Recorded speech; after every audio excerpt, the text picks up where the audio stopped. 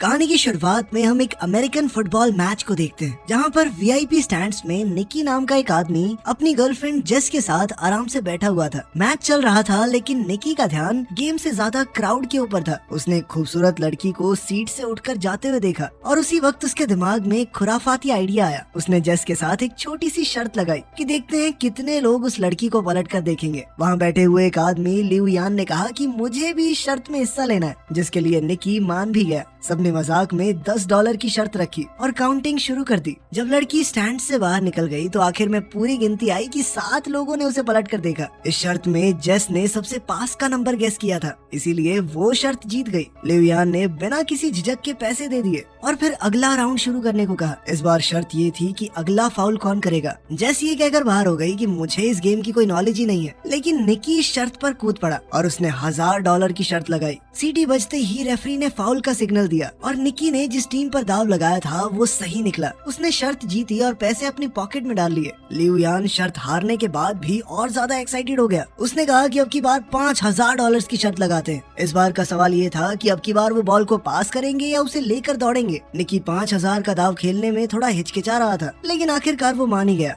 लिउ यान ने गेस किया कि वो भागेंगे और निकी ने कहा कि पास करेंगे, और सीटी बजते ही प्लेयर ने सच में बॉल लेकर दौड़ लगा दी, जिस वजह से निकी अब $5000 हार गया। अब निकी ने डिसाइड किया कि कोई बात नहीं, 5000 हार गए अब बंद करते हैं, और उसने जेस से कॉफी पीने चलने को कहा। लेकिन लिउ यान ने जिद पकड़ ली। उसने कहा कि तुम वीआईपी लाउंज में बैठे हो, पैसा तो है तुम्हारे पास, $5000 से क्या होता है, एक और बाजी खेलो, इस बार $10,000 की। और आखिरकार निकी मान ही गया। और अब सवाल था कि ये प्लेयर अगला पास सही तरीके से कामयाब कर पाएगा या नहीं। निकी ने प्रेडिक्ट किया कि हाँ, पास दे देगा ये, लेकिन दूसरी टीम ने पास को बीच में ही रोक लिया। अब निकी $15,000 हार चुका था। पैसे निकालते हुए निकी थोड़ा परेशान हुआ। उसने थोड़ा सोचा और कहा कि चल इस बार 50,000 की लगाते हैं। ये सुनकर जेस चौंक गई, लेकिन निकी गुस्से में दिख रहा था। इस वक्त किस्मत उसका साथ नहीं दे रही थी। वो अगली शर्त फिर से हार गया, जिसके बाद उसे 50,000 और देने पड़ गए। अब जेस ने उसे तुरंत रुकने को कहा, लेकिन निकी के ऊपर उसका गुस्सा और ईगो भारी पड़ गई। उसने बिना सोचे समझे अगली शर्त लगा दी $1,00,000 की।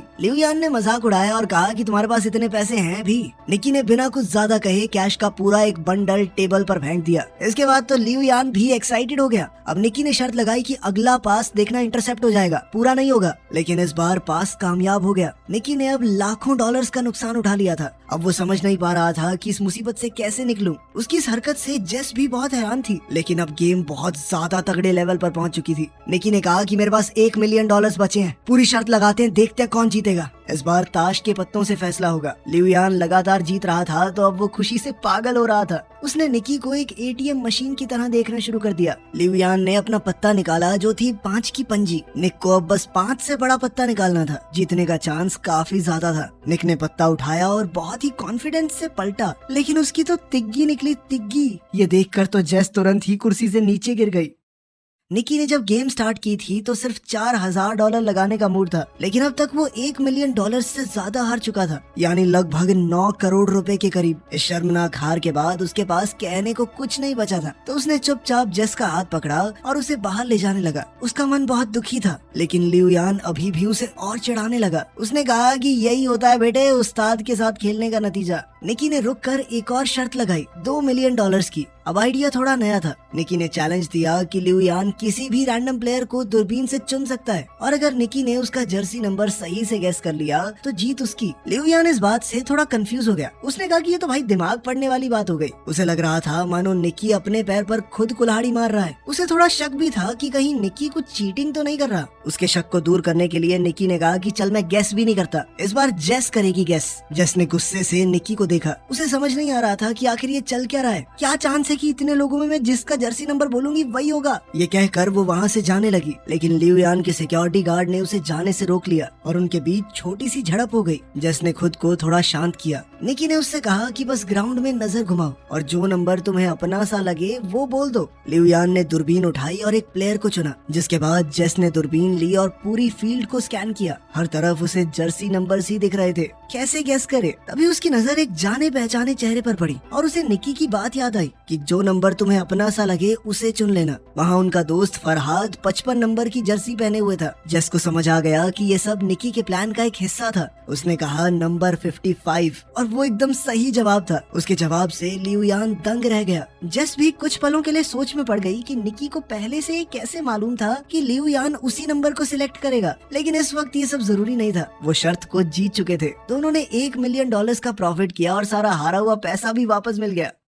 2 बड़े कैश से भरे हुए बैग लेकर वो स्टेडियम से बाहर निकल गए। कार में निकी ने जेस को बताया कि ये सब कुछ उनके प्लान का हिस्सा था। वो लियू यान को काफी समय से ट्रैक कर रहे थे। दरअसल लियू यान हाई सोसाइटी में अपनी जुआ खेलने की बुरी आदत के लिए मशहूर था। उसके सामने कोई कुछ भी शर्त लगाए वो कूद पड़ता था। निकी की टीम ने ये पूरा प्लान बनाया था। जैसे ही लियू यान ने अपने होटल रूम से बाहर कदम रखा, उसके सबकॉन्शियस माइंड में नंबर 55 डाला गया। सिक्योरिटी गार्ड के लेबल पिन में भी 55 लिखा था। स्टेडियम के रास्ते में साइन बोर्ड्स पर भी वही नंबर था और उन्होंने उसे सिर्फ ये नंबर दिखाया नहीं बल्कि सुनाया भी। मैच देखने आते वक्त उन्होंने लियू यान की गाड़ी में एक गाना चलवाया था जिससे उसे बार बार 55 नंबर का हिंट मिले। उस गाने में 124 बार 55 जैसी आवाज निकल रही थी, जिस वजह से लियू यान का दिमाग बार बार उस नंबर की तरफ खिंचा जा रहा था। साथ ही उसे फरहाद की एक फोटो भी दिखाई गई थी जिससे वो एक विजुअल मेमोरी बन गई। जब वो दूरबीन से देख रहा था तो उसका दिमाग नेचुरली नंबर 55 की तरफ गया और जेस ने फरहाद को देखते ही 55 कह दिया। जेस को पहले से कुछ भी इसलिए नहीं बताया गया था ताकि इस पूरी गेम के दौरान उसके एक्सप्रेशन बिल्कुल असली रहे, ताकि किसी को भी उन पर शक न हो। ये सब सुनकर तो जेस निकी से पूरी तरह इम्प्रेस हो गई।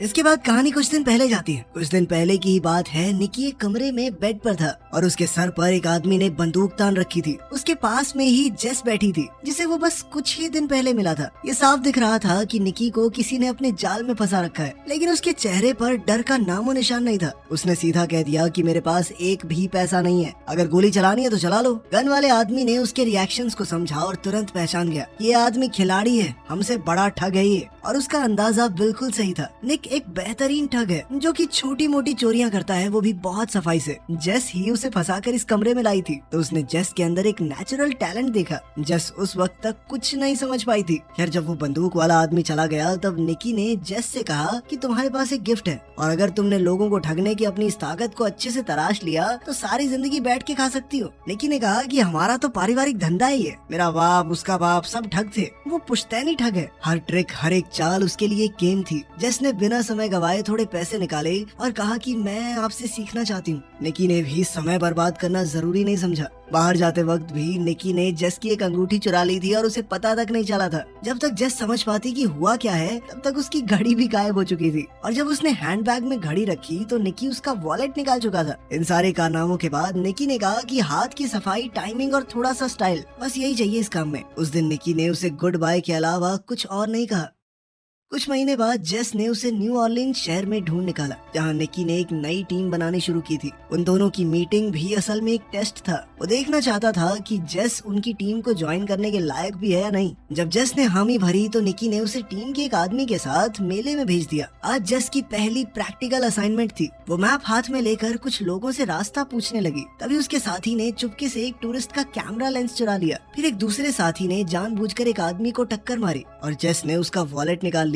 जेस को अब अपने चोरी करने के स्टाइल में थोड़ा कॉन्फिडेंस आने लगा था। उसने चॉपस्टिक्स की मदद से एक और औरत के बैग से वॉलेट निकाल लिया और सब कुछ इतना स्मूथ था कि किसी को शक भी नहीं हुआ। निकी ये सब कुछ एक बिल्डिंग के टॉप से देख रहा था। उसने टीम से कहा कि उसे अकेला छोड़ दो, अब उसके उड़ने की बारी है। जेस ने एक के बाद एक महंगा सामान चुराना शुरू कर दिया और उसकी हर चोरी के साथ निकी की आंखों में उसके लिए इज्जत बढ़ने लगी। अब निकी ने उसे एक और बड़े असाइनमेंट के लिए भेज दिया। इस बार ये एक हाईटेक फ्रॉड था। खास तरह के लेंसेज की मदद से वो लोग दूसरों के पत्ते देख सकते थे और फिर अपने ओपोनेंट्स को आसानी से हरा देते। यहाँ पर क्रेडिट कार्ड चुराने का सिस्टम भी चल रहा था। कार्ड को चुरा कर चुपके से एक टीममेट के पास भेजा जाता, जहाँ एक डिवाइस उसके डेटा को कॉपी करता और फिर वो कार्ड वापस उसी शख्स की पॉकेट में चला जाता। जब तक किसी को कुछ पता चलता तब तक पूरा अकाउंट खाली हो जाता। एक और ठगी का सिस्टम था, नकली एटीएम मशीन। जब भी कोई एटीएम से पैसे निकालता तो मशीन में उसका पिन अपने आप स्टोर हो जाता। फरहाद उस मशीन को चुपचाप हटाकर सारा डेटा ले जाता। साथ सारे क्रेडिट कार्ड्स को अलग अलग कैटेगरीज में रखकर उनसे लग्जरी आइटम्स खरीदे जाते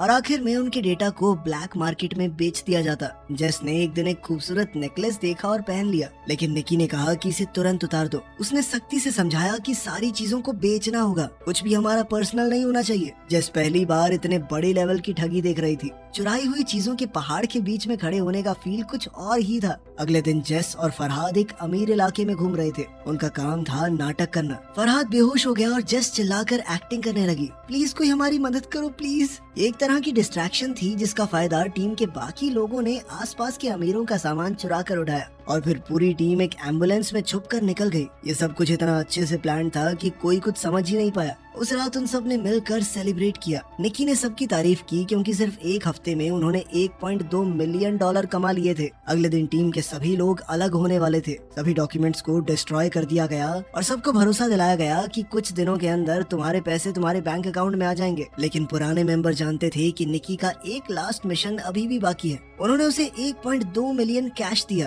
और जेस के सामने वार्निंग भी दी कि इसे जुए में उड़ा मत देना। अगली सुबह निकी जेस को ले गया स्टेडियम के VIP लाउंज में। उसने जेस के सामने पूरा तमाशा किया और उसे दिखाया कि कैसे कुछ ही मिनटों में हम $1 मिलियन कमा सकते हैं। जेस उस वक्त तक निकी के थोड़े थोड़े प्यार में पड़ने लगी थी। उसे लगने लगा था कि वो निकी की गर्लफ्रेंड है, तभी तो वो उसे ये सब कुछ दिखा रहा है। लेकिन निकी ने शुरुआत से ही उसे बस ठगी के लिए ही अपने ग्रुप में शामिल किया था। जब सब कुछ खत्म हो गया तो निकी ने उसे $80,000 कैश दिया और आखिर में कहा गुड बाय। जेस ने उसकी तरफ देखा, उसकी आंखों में आंसू थे। उसका दिल टूट गया था। एक तरफ वो निकी से सच में प्यार कर बैठी थी, दूसरी तरफ उसे ये भी लग रहा था कि $80,000 बहुत कम है, क्योंकि निकी ने अभी अभी $1 मिलियन कमाए थे। लेकिन निकी की दुनिया में जज्बातों के लिए कोई जगह नहीं थी और जेस ने अब उसका असली रंग देख लिया था।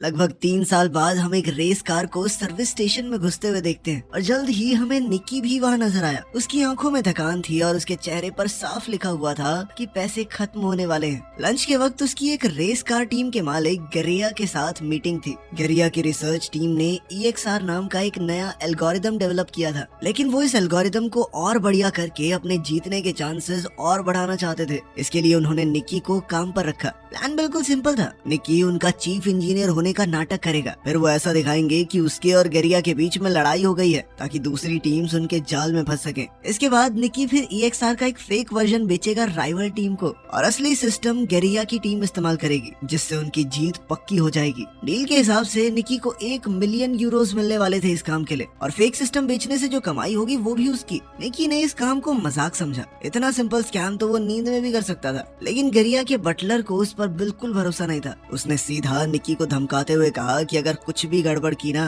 तो गोली सीधी छाती में मारूंगा तेरी। निकी ने एक टक्सीडो पहना और शाम को एक पार्टी अटेंड करने के लिए निकल गया। उनका प्लान था भीड़ के बीच में अपना झगड़ा करना, पर उनका प्लान तो तभी बिखर गया जब जेस ने एंट्री मारी, एक लाल ड्रेस में सीढ़ियों से उतरते हुए, और वो सीधा जाकर गरिया के गले लग गई। ये देखकर निकी का दिमाग घूम गया। उसने जेस को 3 साल से देखा ही नहीं था और अब वो किसी और के साथ थी, और वो भी उस आदमी के साथ जिसने निकी को काम पर रखा है। जेस ने आराम से निकी के पास आकर कहा कि अब मैं कोई ठग नहीं हूँ और जो कुछ भी 3 साल पहले हुआ था अब उन बातों का कोई मतलब नहीं। उसने ये भी कहा कि गरिया को निकी और उसके बीच के पुराने रिश्तों के बारे में कुछ नहीं पता और कहा कि अगर ये बात दबी रहे तो ही बेहतर होगा। ये सब सुनकर निकी का खून खौल गया। उसने वोडका का ग्लास उठाया और एक ही बार में खाली कर दिया। पहले उसे लड़ने के लिए एक्टिंग करने की जरूरत थी, अब तो उसे वैसे ही खुंदक आ रही थी गरिया पे, और उसने सबके सामने जबरदस्त झगड़ा किया। ये ड्रामा राइवल रेसिंग टीम को बहुत पसंद आया। जल्द ही सिक्योरिटी ने उसे पार्टी से निकाल दिया, लेकिन अब राइवल टीम का बिजनेस कार्ड उसके हाथ में आ चुका था। अगली सुबह निकी मैक्लारेन टीम के मालिक से मिला। उसने सीधी बात की कि €3 मिलियन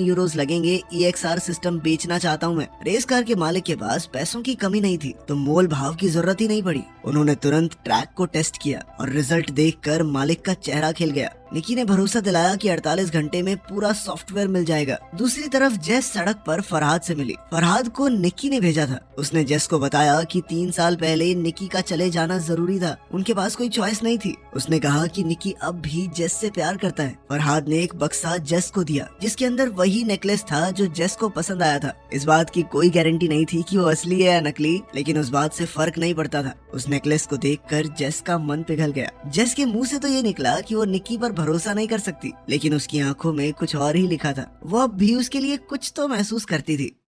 खैर जल्द ही डील का दिन आया और निकी मैक्लारेन टीम के मालिक को सॉफ्टवेयर दे गया। बदले में एक हट्टे कट्टे इंसान ने उसके हाथ में 3 मिलियन यूरोस थमा दिए। लेकिन निकी का नेचर ही कुछ ऐसा था कि वो बिना रिस्क के काम नहीं करता। उसने उस सॉफ्टवेयर की एक कॉपी चुपके से सभी रेसिंग टीम्स को बेच दी, हर एक हैंडशेक में नए यूरोस, जिससे हाथ मिलाया मिलियंस में पैसे ले लिए। जब तक रेस शुरू नहीं हुई किसी को पता ही नहीं चला कि सभी के पास एक ही सिस्टम है। उस रात निकी ने भागने की जगह जेस को मैसेज की, अगर समय रहते वो आ गई तो वो दोनों साथ में भाग सकते हैं। निकी ने इंतजार किया पर कोई नहीं आया। आखिरी समय पर जब वो हार मान के निकलने लगा तो जेस आ गई, लेकिन अभी भागने का टाइम नहीं था, क्योंकि उसी वक्त वही हट्टा कट्टा आदमी जिसने मैक्लारेन टीम की तरफ से उसे 3 मिलियन यूरोस दिए थे वो निकी के सामने आ गया। दरअसल वो गेरिया का आदमी था। अब वो सब कुछ सच पता कर चुका था कि निकी ने फेक नहीं बल्कि असली सॉफ्टवेयर बेचा है। उसे गेरिया के 1 मिलियन यूरोस के अंदर कोई इंटरेस्ट ही नहीं था। अब वो अपना पूरा गियर पहनकर निकी की कार से जानबूझकर टकरा गया। निकी और जेस एक घातक एक्सीडेंट के बाद पकड़े गए। उन दोनों को बांधने के बाद सारा कैश गेरिया के सामने रख दिया गया। निकी की इस हरकत से गेरिया बहुत गुस्से में था।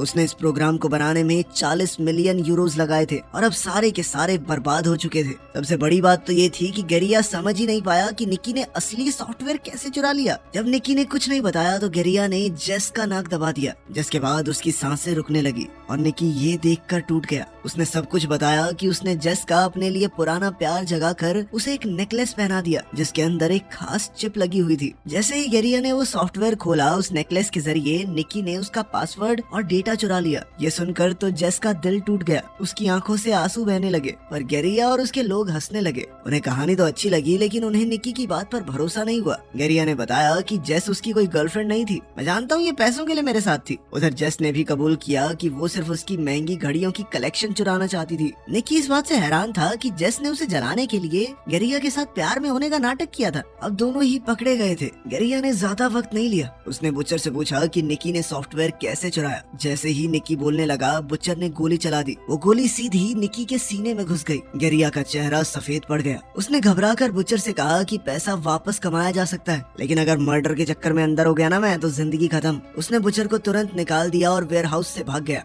जेस बहुत ज्यादा रो रही थी लेकिन बुचर ने कहा कि डरने की जरूरत नहीं है, वो असलियत में निकी का ही आदमी था और सच कहूँ तो उसका बाप हूँ मैं, असली बाप। उसने गोली जानबूझकर दिल के साइड में चलाई थी। उसने टेप से जख्म को सील किया, सुई से खून निकाला और उसकी छाती में एयर प्रेशर को स्टेबलाइज किया। अचानक निकी ने फिर से अपनी आंखें खोल दी। वो अब भी जिंदा था। ये एक्ट थोड़ा पागलपन से भरा हुआ था लेकिन काम तो कर गया। पैसों का ढेर उनके पीछे पड़ा था और वो तीनों वहाँ से निकल गए। निकी दरअसल एक अनाथ था और उसे इसी बटलर ने पाला था। उसने ही निकी को ये सारी चोरी चकारी की स्किल्स सिखाई थी। रूल था कि कभी इमोशनल मत होना, लेकिन अब निकी सच में जेस से प्यार करने लगा था। बटलर ने दोनों को एक सड़क किनारे छोड़ा और सारे पैसे लेकर चला गया। निकी के हाथ कुछ भी नहीं आया, लेकिन हॉस्पिटल जाते हुए निकी ने गाड़ी में देखा कि गेरिया की 2 लाख यूरोस की घड़ी जेस के हाथ में थी। दोनों ने एक दूसरे को देखा और मुस्कुरा दिए। इस चालबाजी और हाथ की सफाई के साथ वो दुनिया के किसी भी कोने में भूखे तो नहीं मरेंगे। वीडियो पसंद आई तो लाइक कर देना, चैनल को सब्सक्राइब कर लेना। मिलते हैं अगली वीडियो में।